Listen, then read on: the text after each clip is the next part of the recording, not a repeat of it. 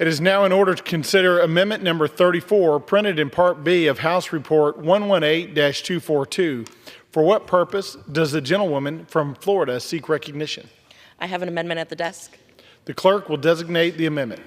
Amendment number 34, printed in Part B of House Report number 118-242, offered by Mrs. Cammack of Florida. Pursuant to House Resolution 756, the gentlewoman from Florida, Ms. Cammack, and a member opposed, each will control 5 minutes. The chair recognizes the gentlelady from Florida.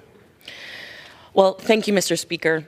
I rise today in support of my amendment, which would restrict funds at the Department of Energy and related agencies from being used to finalize any rule or regulation that have an annual effect on the economy of $100 million or more. Under this administration, the regulatory environment, or regime, as I like to call it, has never been worse. For too long, the ever-increasing regulatory costs have harmed consumers and businesses across the country. Since President Biden took office, the regulatory landscape has deteriorated by numerous new rules and regulations that impact all aspects of our economy, and quite frankly, consumers' bottom line. These are the regulations that have added hundreds of billions of dollars more in new regulatory costs that are ultimately passed down to our consumers, who are our constituents.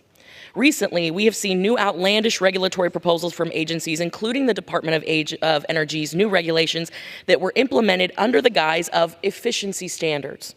In reality, these efforts are part of the administration's efforts to use every opportunity to implement the Green New Deal.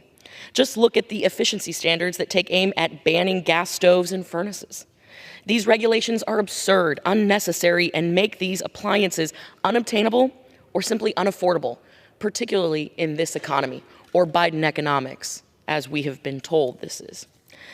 My amendment would rein in the actions of the Department of Energy and related agencies covered by this bill and restore accountability. Congress, not the executive branch, is the sole legislative body in this country. It is time that we restore the accountability and transparency to our constituents by reasserting our Article I authority. Congress makes the law, not the White House. This amendment would limit the overreach of these agencies and prevent costly regulations from going into effect that ultimately impact our constituents negatively. It's time that we stand up for our constituents and rein in this overgrown bureaucratic government. I encourage all of my colleagues to support this amendment, and I reserve. The gentlewoman reserves. Member seek recognition. For what purpose does the gentlelady from Ohio seek recognition? I seek recognition to oppose the amendment. The gentlewoman is recognized for 5 minutes. Yes, this amendment is one more controversial poison pill policy rider that sadly shows extremist Republicans are not interested in bills that can gain bipartisan support and become law. Now let's have a little math.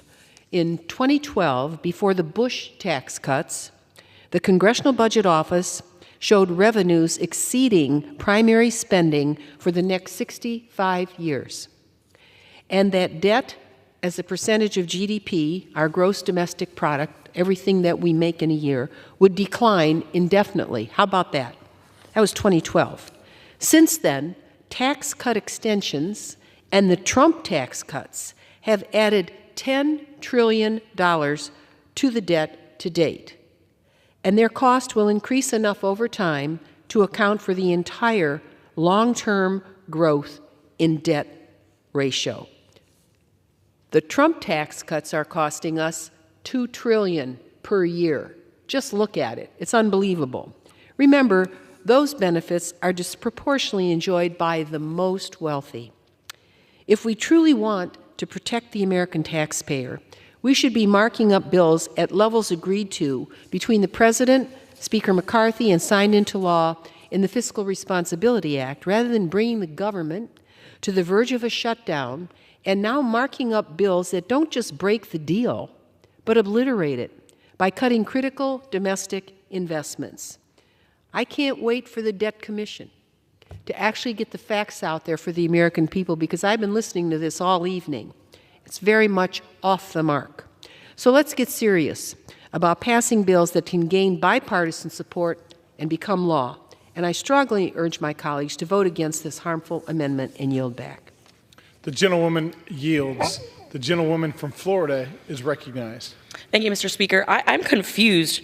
My colleague across the aisle said that this is a controversial poison pill.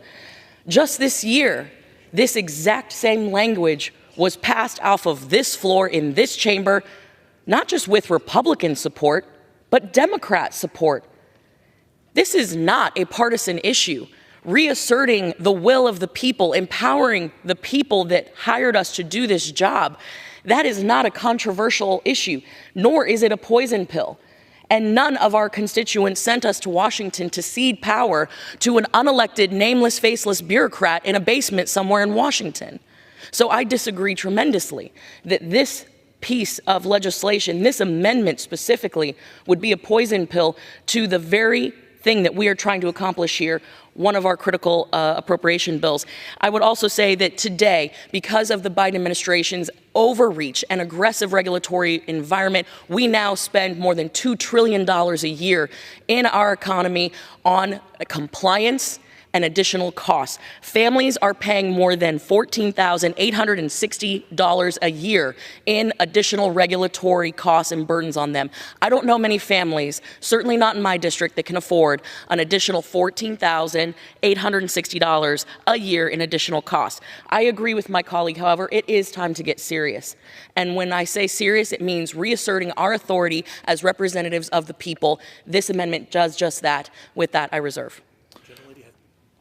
The lady has the only time remaining. Would you like to yield? The gentlewoman from Florida is recognized. I yield. The gentlewoman yields. The question is on the amendment offered by the gentlewoman from Florida. Those in favor say aye. Those opposed say no. In the opinion of the chair, the ayes have it. The amendment is agreed to.